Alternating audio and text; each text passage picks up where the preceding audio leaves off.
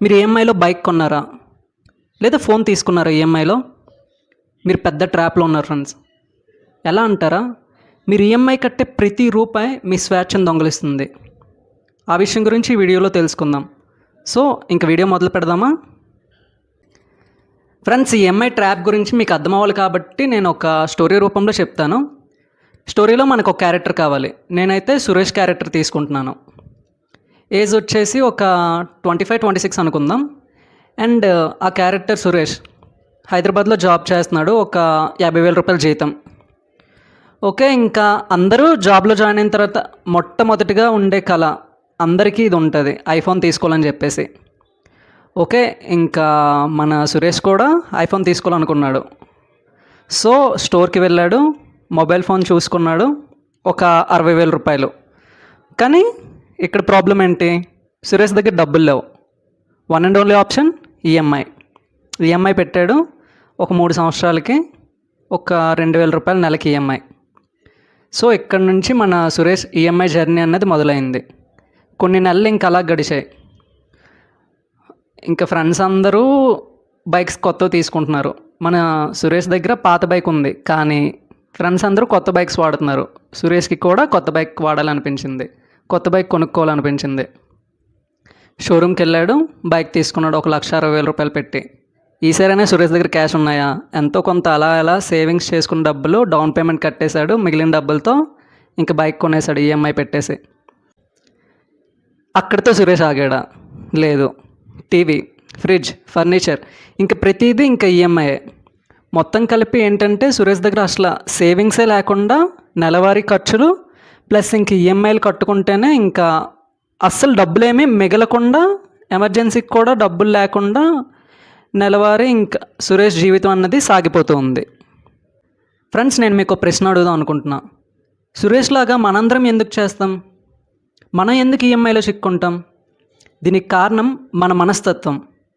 ఈ వీడియోలో నేను మీకు 5 కారణాలు చెప్తాను, ఇలా ఎందుకు మనం చిక్కుకుంటున్నాం, ఇలా ఎందుకు మనకు జరుగుతుందని చెప్పేసి. ఎందుకు ఈఎంఐ ట్రాప్లో పడతాం? దానికి కారణాలేంటి? ఇప్పుడు మనం 1 బై 1 తెలుసుకుందాం. మొదటి రీజన్ వచ్చేసి ఇన్స్టెంట్ గ్రాటిఫికేషన్. మనకి ఏదైనా సరే మనం చూసిన వెంటనే కొనేయాలని చెప్పేసి, అది మొట్టమొదటి రీజన్ ఈఎంఐ తీసుకోవడానికి. రెండో రీజన్ వచ్చేసి ఈఎంఐ అనేది మనకి ఈజీగా దొరుకుతుంది అంటే మనం వెంటనే ఆ ప్రోడక్ట్ తీసేసుకుంటాం, ఆ ప్రోడక్ట్లో ఈఎంఐ ఆప్షన్ అన్నది ఉంది అంటే. నెక్స్ట్ ఇంకో రీజన్ వచ్చేసి శాలరీ హైక్ ఎక్స్పెక్టేషన్. ఏంటి అంటే ఓకే, హైక్ పెరిగితే ఇంక ఇవి కొనేయాలి అవి కొనేయాలని మనం ముందే డిసైడ్ అయిపోతాం. ఇంకా శాలరీ పెరగగానే ఇంకా అవి కొనేస్తాం, ఇంక డబ్బులు ఇంక సేవింగ్స్ ఏం చేయకుండా. నెక్స్ట్ ఇంకొకటి వచ్చేసి సోషల్ ప్రెజర్. చుట్టుపక్కల వాళ్ళు ఎలా బతుకుతున్నారు ఏంటి, వాళ్ళకి తగ్గట్టుగా ఇంకా ఉండాలని చెప్పేసి మనం కూడా కొన్ని ప్రోడక్ట్స్ కొంటూ ఉంటాం. నెక్స్ట్ వచ్చేసి షో ఆఫ్ లైఫ్ స్టైల్. ఏంటి అంటే ఓకే, మనం బాగా బతుకుతున్నాం తెలియాలని చెప్పేసి ఊరికే మనకి అవసరం లేకపోయినా సరే కొన్ని ప్రోడక్ట్స్ కొంటాం. ఇవి చాలా రీజన్స్ ఇంకా మనం ఈఎంఐ ట్రాప్లో పడ్డానికి. ఫ్రెండ్స్, మనం ఇక్కడ ఒక ముఖ్యమైన విషయం అర్థం చేసుకోవాలి. ఏంటంటే మన దగ్గర ఒక 10,000 ఉన్నాయి, ఈఎంఐ కడితే మన లైఫ్ ఎలా ఉంటుంది, లేదా అదే 10,000తో SIP systematic investment plan investment చేస్తే ఎలా ఉంటుంది, అది నేను మీకు ఎక్సెల్ ఎగ్జాంపుల్లో ఎక్స్ప్లెయిన్ చేస్తాను.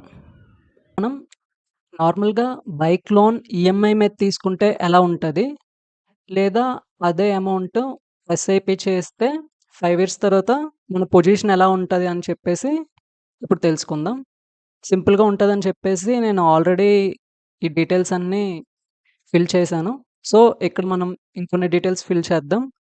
మనం బైక్ లోన్ ఎగ్జాంపుల్గా తీసుకుందాం. సో నేను బైక్ అని టైప్ చేస్తాను. అండ్ లోన్ అమౌంట్ ఒక 1,50,000 అనుకుందాం బైక్. అండ్ ఇంట్రెస్ట్ వచ్చేసి ఒక 10%. సో ఇంక మంత్లీ ఈఎంఐ 3,187 రూపీస్. అండ్ అదొచ్చేసి 5 ఇయర్స్కి 60 మంత్స్ పే చేయాలి. అండ్ టోటల్ మనం 1,50,000 రూపాయల బైక్కి 5 ఇయర్స్ అంటే ఈఎంఐ మొత్తం క్లియర్ అయ్యేసరికి 1,50,000 రూపాయల బైక్కి 1,91,000 రూపాయలు పే చేస్తున్నాం. అండ్ 5 సంవత్సరాల తర్వాత బైక్ వాల్యూ ఎంత ఉంటుంది? 1,91,000 ఉంటుందా? పోనీ 1,50,000 రూపాయలు ఉంటుందా? నేనైతే 1,00,000 రూపాయలు వేద్దాం అనుకుంటున్నా, కానీ 5 సంవత్సరాల తర్వాత ఆ బైక్ రూ. 1,00,000 కూడా ఎవరు కొనరు. మేబీ నాకు అంతగా తెలీదు ఈ బైక్ వాల్యూస్ ఎలా ఉంటాయని. సో, పోనీ రూ. 1,00,000 వేద్దాం. యాక్చువల్లీ 75,000 ఉండొచ్చేమో. పోనీ ఒక రూ. 1,00,000 వేద్దాం జస్ట్ ఎగ్జాంపుల్ వరకు. ఓకే. అదే ఈ రూ. 3,187 ఎస్ఐపి 5 ఇయర్స్ చేస్తే ఎలా ఉంటదనేది చూద్దాం. ఇది ఎస్ఐపి టేబుల్ నేను క్రియేట్ చేశాను. సో, ఇక్కడ మనం కొన్ని వాల్యూస్ నింపితే మనకి ఎలా ఉంటదని చెప్పేసి వస్తది. సో, ఏంటి అంటే మనం డేటా ఇన్‌పుట్స్ అనేది కరెక్ట్‌గా ఇస్తేనే అవుట్‌పుట్ ఉంటది. నార్మల్‌గా ఇప్పుడు ఒక 12% అని చెప్పేసి మనం తీసుకోవచ్చు. కానీ అది కూడా కొంతమంది యాక్సెప్ట్ చేయకపోవచ్చు. అందుకని చెప్పేసి ఇంక రియల్ టైమ్ డేటాతోనే తీసుకుందాం. ఇక్కడ నేను గూగుల్ ద్వారా ఇన్ఫర్మేషన్ తీసుకున్నాను. అండ్ ఎస్ఐపి అమౌంట్ ఎంత అనుకున్నాం? రూ. 3,187 సేమ్ ఆ ఈఎంఐ అమౌంటే యేసుకుందాం. ఎక్కడ ఏం చేంజెస్ ఏం అక్కర్లేదు.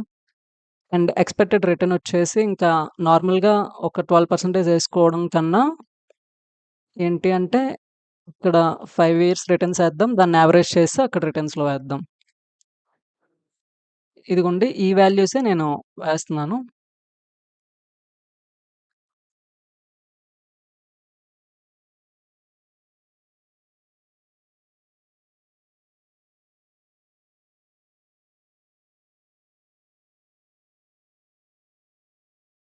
సో, ఈ వాల్యూస్ అన్నీ నింపాం. ఇక్కడ యావరేజ్ తీసుకుందాం.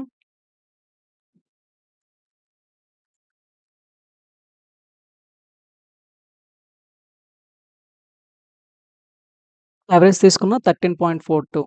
సో, మనం ఇన్వెస్ట్‌మెంట్ చేసాం. టోటల్ మనం ఇన్వెస్ట్ చేసిన అమౌంట్ రూ. 1,91,220. మనకి ఫైనల్‌గా 5 ఇయర్స్ తర్వాత జస్ట్ ఇక్కడ రిటర్న్స్ చూడండి. నేను నార్మల్‌గా ఏం తీసుకోవట్లేదు. ఒక 1 ఇయర్ రిటర్న్స్ మేబీ పెరగొచ్చు. 1 ఇయర్ బాగా తగ్గొచ్చు. మళ్ళీ పెరగొచ్చు. మళ్ళీ తగ్గొచ్చు. మళ్ళీ అలా ఉండొచ్చు. అందుకే నార్మల్‌గా ఇలా రియల్ టైమ్ డేటా తీసుకొని చెక్ చేస్తున్నాను.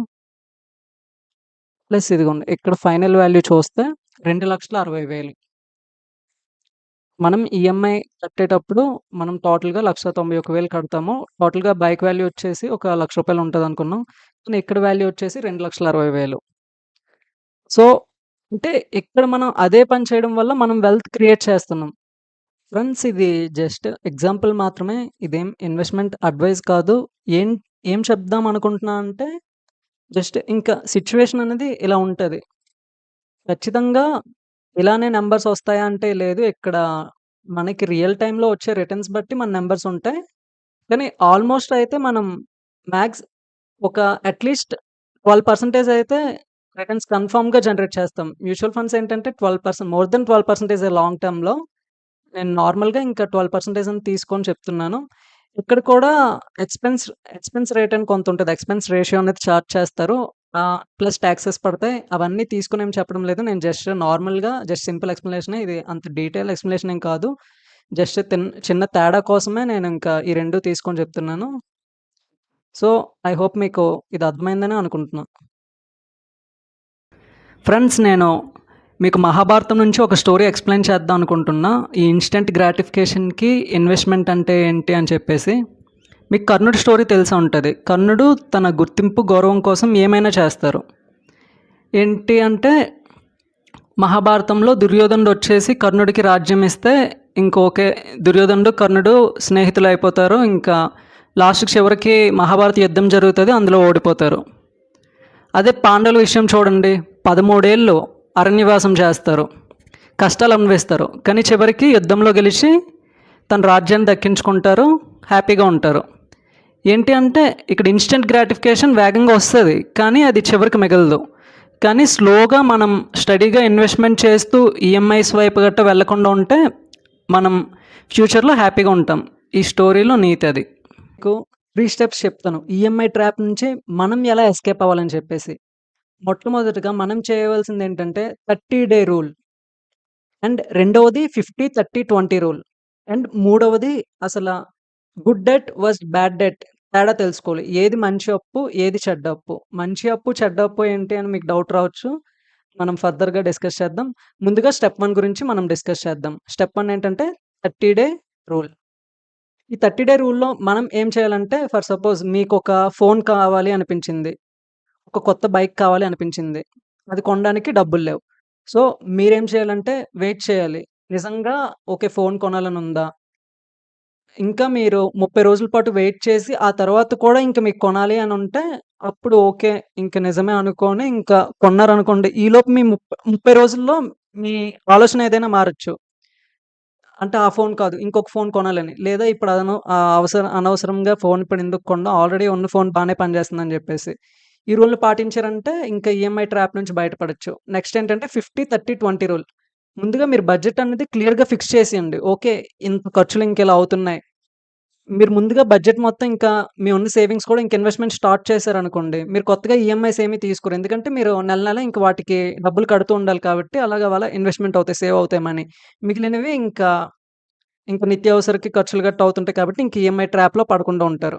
ఇంకోటేంటంటే ఇందాక చెప్పాను కదా! Good debt was bad debt ఏంటి అంటే ఒక అప్పన్నది మన లైఫ్‌ని ఇంకా కిందకి తీసుకెళ్ళిపోతుంది అంటే అది మంచి అప్పు కాదు. ఇప్పుడు ఫోన్ ఈఎంఐ గాని, బైక్ ఈఎంఐ గాని, టీవీ గ్యాడ్జెట్స్ గాని ఇవి తీసుకోవడం వల్ల మనకి పెద్ద యూజ్ ఏం లేదు. ఎందుకంటే ఇవి మనం ఈఎంఐ పెట్టి తీసుకుంటాం. ఆ ఈఎంఐ క్లియర్ అయ్యేసరికి మనం బైక్ కొనేది ఒక 1,50,000 రూపాయలకైతే మనం అమ్ముదామన్నా రూ. 1,50,000 రాదు. కానీ రూ. 1,50,000 బైక్‌కి మనం రూ. 1,80,000 పెడతాం. అది కరెక్ట్ కాదు కదా! ఇక్కడ డిప్రిషియేషన్ అనేది కూడా చాలా పెద్ద రోల్ ప్లే చేస్తది. ఒకవేళ హోమ్ లోన్ తీసుకున్నారనుకోండి, హోమ్ వాల్యూ అనేది ఇంకా అలా పెరుగుతూ ఉంటది. ఓకే. మీరు ఈఎంఐ మీద తీసుకున్న అది లాంగ్ టర్మ్ పెద్దది కాబట్టి దానికి కొన్ని సార్లు ఈఎంఐ అవసరమవుతది. దాన్ని కూడా ఇంకా ఎలా తీసుకోవాలన్నది ఇంకా ఫర్దర్ వీడియోస్‌లో తెలుసుకుందాం. ఇంక ఎడ్యుకేషన్ లోన్ అంటే ఓకే. మీరు మంచి పొజిషన్‌లోకెళ్తారు ఫ్యూచర్‌లో. ఇంకా ఎక్కువ ఇన్‌కమ్ జనరేట్ చేస్తారు కాబట్టి అదొక మంచి లోనే. ఒక స్కిల్ డెవలప్‌మెంట్ చేసుకుంటే ఒక మంచి జాబ్ వస్తదని కాబట్టి. అవేమీ కాకుండా ఇంకా నార్మల్‌గా కొన్ని లోన్స్ తీసుకోవడం వల్ల మీ పొజిషన్ అనేది ఇంకా బ్యాడ్‌గా తయారవుతది. అందుకే అలాంటి బ్యాడ్ డెట్స్ అన్నవి తీసుకోకుండా ఉంటేనే మంచిది. అంటే మాక్సిమం అవాయిడ్ చేయండి. ఫ్రెండ్స్ ఈ వీడియో మీరు మొత్తం చూసారు కదా! సో, నేను మీకు చెప్పేదేంటంటే ఓ పెన్ను, పేపర్ తీసుకోండి. మీ దగ్గర ఉన్న ఈఎంఐస్ మొత్తం లిస్ట్ రాసుకోండి. ఓకే. మీరు నెలకి ఎంత ఈఎంఐస్ కడుతున్నారు ఏంటని. ఆ ఈఎంఐస్ అయిపోగానే దాని ప్లేస్‌లో ఎస్ఐపి స్టార్ట్ చేయండి. ఇన్వెస్ట్‌మెంట్స్, మ్యూచువల్ ఫండ్స్, ఈ స్టాక్ మార్కెట్ వీటి గురించి ఇంకా యూట్యూబ్‌లో చూసి క్లియర్ కట్‌గా తెలుసుకోండి. అండ్ ఈ వీడియో గనుక మీకు నచ్చినట్టయితే please like, share and subscribe to my channel. అలా చేస్తే నాకు కొంత సపోర్టివ్‌గా ఉంటది ఇంకా ఫర్దర్‌గా వీడియోస్ తీయడం కోసం. సో ఉంటాను ఫ్రెండ్స్. బాయ్.